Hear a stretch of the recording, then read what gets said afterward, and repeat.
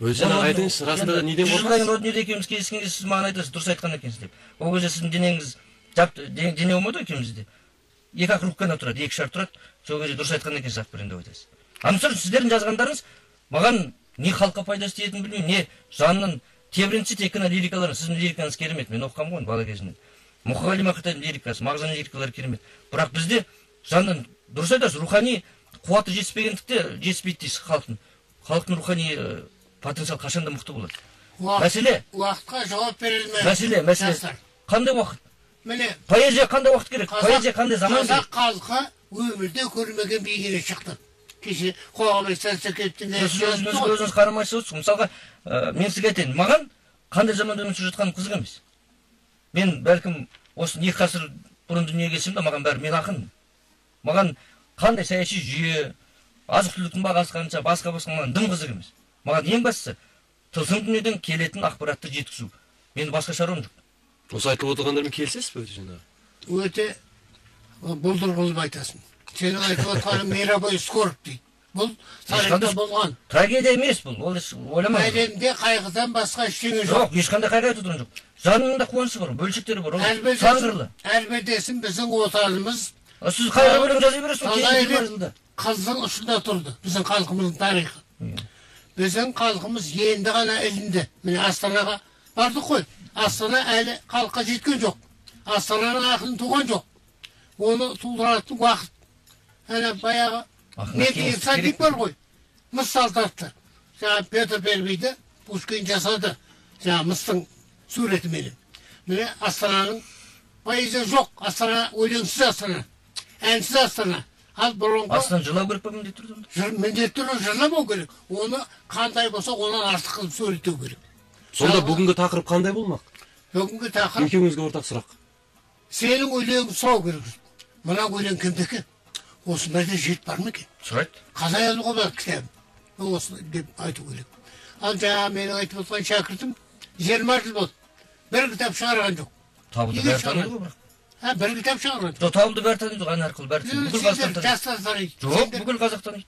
Ол өлгеннен кейін таниды. Жоқ. 200 жылға дейін жазады. Тірі кезінде кез келген машина отырсаңыз кассетасы қосып тұрады, табылды осыны.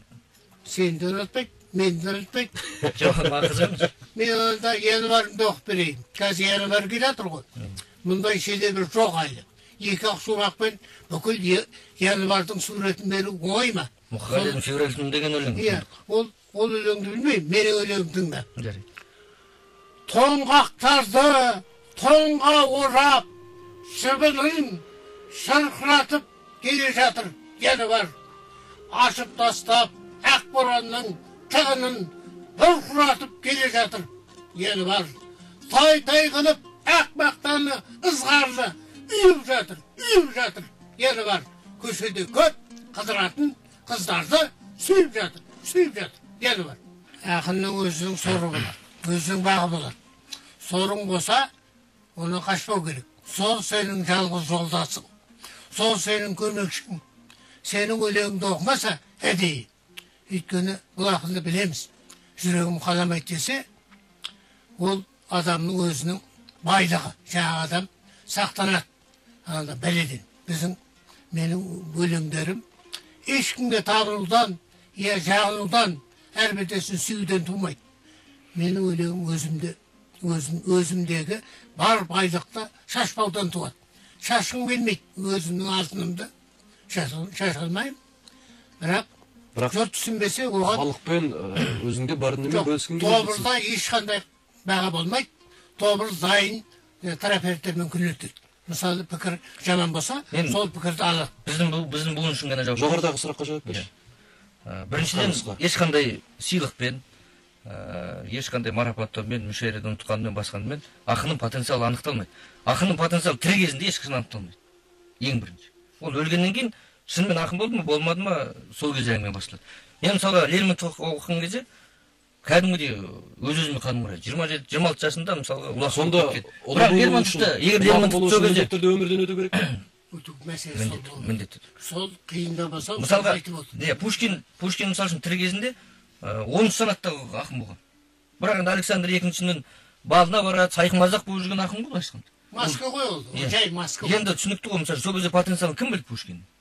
Мисалга Лермонтов егер улы ақын дейтін болса, Мартина Вешшин атпас еді ғой. Есенинді мықты ақын болатын болса, Англитерді ешкім аспас еді ғой. Солай емес па?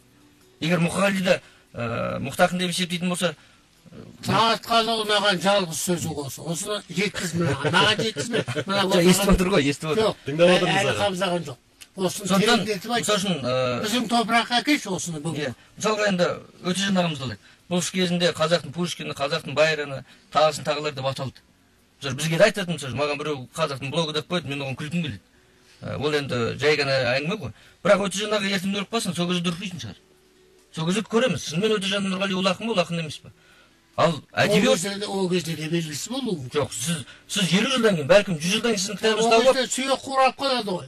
сүйек жаныңыз тірі болады, мәңгі өмір сүресіз ғой, мәселе емес қой. Сүйегіңізді айтасыз, сүйегіңізді Ол айтуға ғана жеңіл. жоқ, ешқандай ақыр емес мен үшін. Бұған молдекең болмаса, біз сияқты пенделер бұған сенбейді. жоқ, ақын егер мәңгілік өмірге сенбесе, ол ақын емес меніңше. Сөзімді ана жігіттерге айт, мына халыққа айт. Мен саған ұнаған жалғыз сөз танытқалы осы жерде. Мен айтарым осы енді онда, ұнаса болды, ұнаса осы. Бұл айтып отқан аз бұл үшін естиді. Бұны бүкіл қазақ білмейді. Бұл тек Ақберен біліп отыр мына сөзді.